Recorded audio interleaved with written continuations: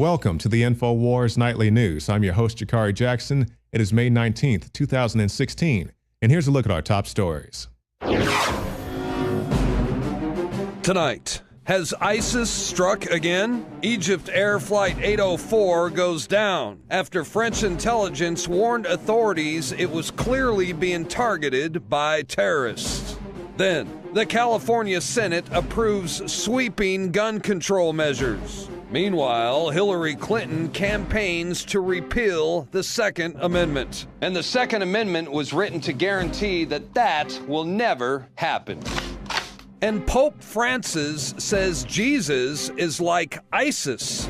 And he says Muslims must breed with Europeans. Can you say Antichrist? All that plus much more up next on the INFOWARS Nightly News. Bringing you news on an ongoing story, Egypt Air Flight 804 has been found, albeit in wreckage.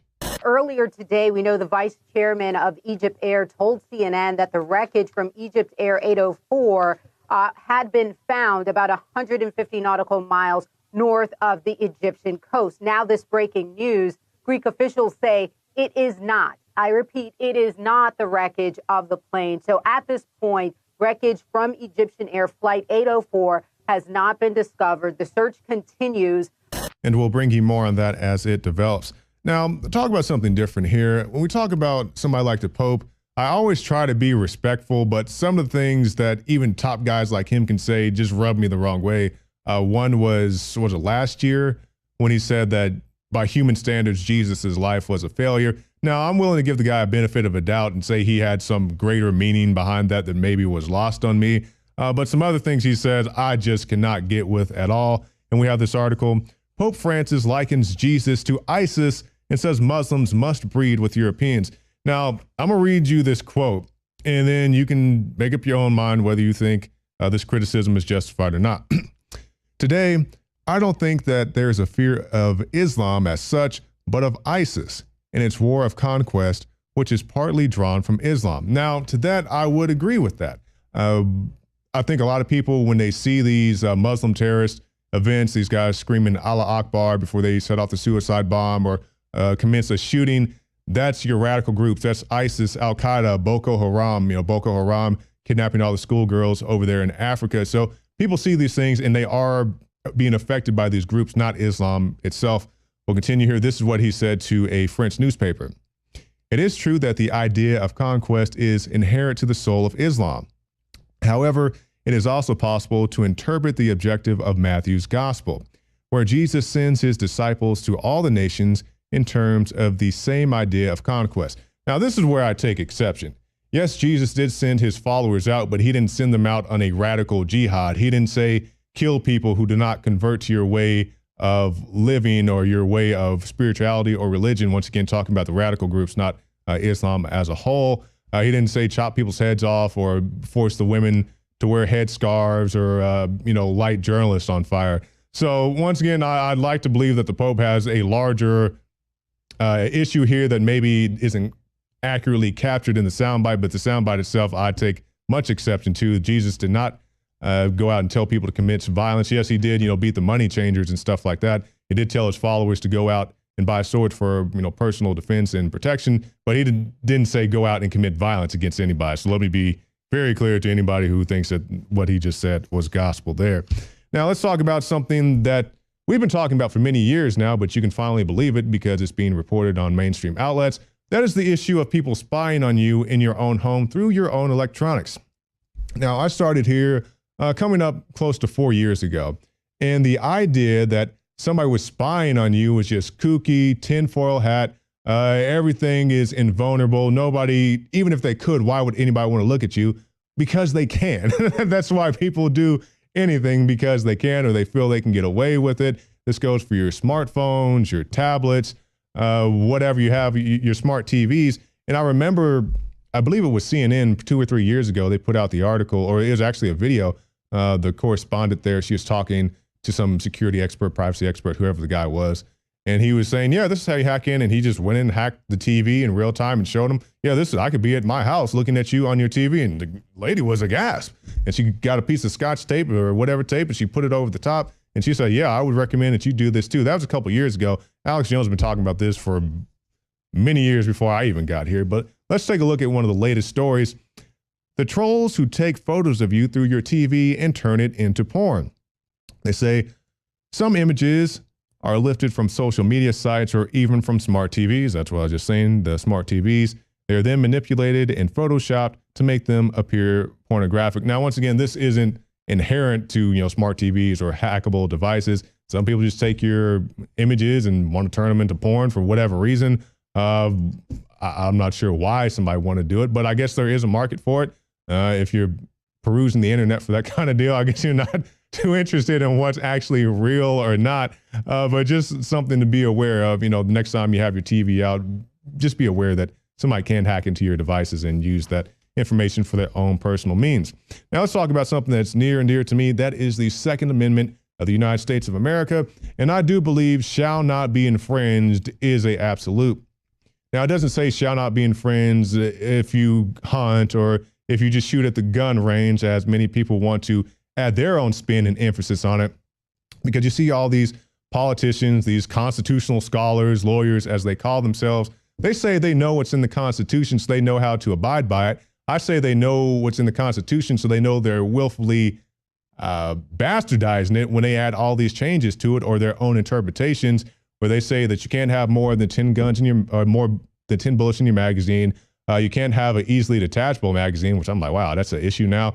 You can't have a cosmetic feature on your gun like a buttstock if you live in the state of New York. And this is how ridiculous the argument is. You guys may recall a couple years ago, I went down to South by Southwest. We were having a open carry march down there. Lo and behold, nobody got shot. I mean, who would have thought, a bunch of guys walking around guns and nobody got shot. And there's a gentleman there, and he was a polite guy. He was willing to engage me. I do appreciate you for that, sir. But his issue was like, I don't like these guns. If you want to have a gun for self-defense, keep it in your closet at your house. But other than that, he didn't want people to be armed. Thus is my understanding, just going off my recollection here. And the issue with that is he would say, well, you guys keep saying everybody wants to take your guns. I'm like, well, no, number one, I'm not saying everybody wants to take your guns. Number two, if somebody tries to do something and fails, they still try. For example, if somebody breaks into your house and, they get caught by the cops running down the street with your TV, they fail to steal your TV, but they still attempted to steal it. And when I talk about people like Dianne Feinstein or various other characters in the gun grab situation, they tried to pass stuff and failed spectacularly. Case in point, I talk about one Mrs. Dianne Feinstein, who ties into California, which we'll get into one second here. But you guys may recall the piece, we've shown it innumerable times here on INFOWARS.com, of Mrs. Feinstein on 60 Minutes saying, hey, if I had the power, if I had the votes, I would say Mr. and Mrs. America, turn them all in. And this is the person who is leading the charge, or one of the people leading the charge on gun regulations here in the United States of America. Notice she didn't say, reasonable gun control, smart gun control that we can all get behind, or whatever the buzz term is this week. She said, no, if I was president, if I was dictator in chief, I would take every gun from the United States of America. Now, you may say, hey, that's her personal opinion. And you would be right. Not everybody has that extreme of an opinion. But if you guys recall, after Sandy Hook, she was the person in charge of the new regulations under President Obama. Obama said, hey, I will sign whatever Dianne Feinstein puts in front of me. And once again, Mrs. Feinstein being in charge, she had a whole long list of guns that would cease to exist in the United States of America if her laws got passed. Things as simple as AR-15s and AK-47s. Semi-automatic, mind you, also some pump-action shotguns on there. And anybody would say, well, I don't understand. Why do you want to have an AK-47 or AR-15? If you don't understand this, many of these laws are being written by people who don't even understand how a firearm works. They go watch a Stallone movie and they think you could shoot somebody in the leg from 500 yards with a 22 pistol and they explode into flames. It doesn't work like that in real life. So when you have a semi-automatic firearm, if you have a big sporting goods store, I don't know what it is in your town, if you have a Cabela's or a Bass Pro Shop Academy, which we have here in the South, those guns are not fully automatic. If you see an AR-15 or AK-47, that is not a fully automatic weapon. Well, you can augment it. Well, you can augment bath water into liquor if you're patient enough. You can augment anything to do anything. You can beat somebody to death with a phone book. But I've been talking a lot without even getting into the article. You guys like, tell me what it says in the article. California Senate approves sweeping gun control measures. It says, lawmakers voted to require that people turn in magazines capable of holding more than 10 rounds, as they approved nearly a dozen measures that would significantly reshape California's gun laws, already among the strictest in the U.S. Senators approved 11 gun-related bills in total. They include regulations for homemade firearms, background checks for ammunition purchases, which I think is ridiculous, a ban on magazines holding more than 10 rounds, a mandate to report lost or stolen guns, a ban on loaning firearms to friends, and funding for a gun violence research center. Now, this is my argument when people say, well, we should regulate or have a registry of people who have mass purchases of ammunition. You could have mass purchases of alcohol, for example. We go out and do all kinds of stupid stuff with that. But when I bring up that argument of it, people say, well, you can't ban alcohol because we had prohibition and we had violent crime spike overnight. Well, what do you think is going to happen if they actually come through and ban firearms? So that's my counter argument to that. Also, the 10 rounds in the magazine, people need to understand, going back to my earlier statement of people watch the movies and stuff like that. There's an article, I think it was right after Feinstein was trying to come through with this most recent stuff, saying that she wanted to ban, the number of bullets you can have in your magazine. And this woman, she had like a 5 or 6 shot revolver. She was home with her kids. Somebody broke into her house. She shot 5 shots at the bad guy. I'm not sure if she hit him all 5 times, but she shot him multiple times.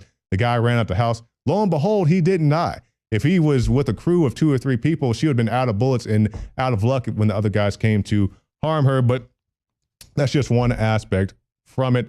And also, when you talk about just banning things, people need to understand, they don't talk about San Bernardino, Sandy Hook, and all these other things. And yes, those are true tragedies. But there's an article just the other day of a couple brothers, I believe they're twin brothers, they were going around town with homemade IEDs and blowing up mailboxes. I mean, like, you can make a bomb with stuff you buy at Home Depot or Lowe's. Are you going to shut down Home Depot or Lowe's? No, you understand they're good, responsible people, just like there are bad people. When you find the bad people, you put them in jail or whatever sanctions you have to do on them, but you don't stress out the rest of the population. And speaking of stress, they're saying that the average person only has about 36 minutes a day to relax fully. And this is a report. It's a study of about 2,000 people. And they say these people, they said they felt stress. And as many as 30% of those polled said that over the past 6 months, they have not been able to fully take a break from work and recharge. And they say this builds up a toll. It takes a toll on you. And they say that you're more likely to have mistakes at work, other things, take time off work, sick days, and all that other stuff. And let's say, you're done with work and you're done with school, whatever. What about this? You go to the gas station and now you have crazy people attacking you at the gas station, as is this video. Woman caught on video taking a bat to a truck. I told you to move. Very stressed out indeed. It's not what you expect when you go get gas. The woman working there counting down, and then this.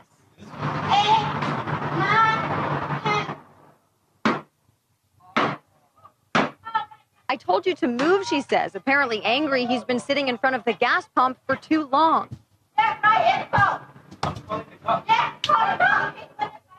Now that's an aggression, but what about a microaggression, as they're being called? We see, I mean, most of the time I don't even talk about the social justice warrior stuff because there's just so much of it. I think it's ridiculous and not even worth spending the time of day to give credence to. But now they say that a white person smiling at a black person is a racist microaggression. This is something your kids were indoctrinated with during Whiteness History Month at Portland College. And they had the kids in there agonizing over whether or not smiling at a black person was racist or not smiling. And one person said, it's that awkward smile. Well, what am I supposed to do? I smile at everybody. But somehow I'm conscious of that. And I think, am I doing the white guy smile? Another one said, as much as I don't like to think of myself as having that awkwardness, there's always that. Am I doing the white guy smile or is it a normal smile? And this is what I say to people. This is one of those, you can't do one thing or the other. The way the article is written to me or the way this organization was run, if you look at a black person and you don't smile, you're racist. If you look at the black person and do smile, you're racist. If you look at them while you're walking down the street, you're racist because you're suspicious of them. If you don't look at them, you're being racist because you're not paying attention to them. So anything you do would be misconstrued as racism. And this is a case in point why I don't think it's good to just blanket pay for everybody's college, because if you want me to pay for college, you're going to have to move stuff out of this like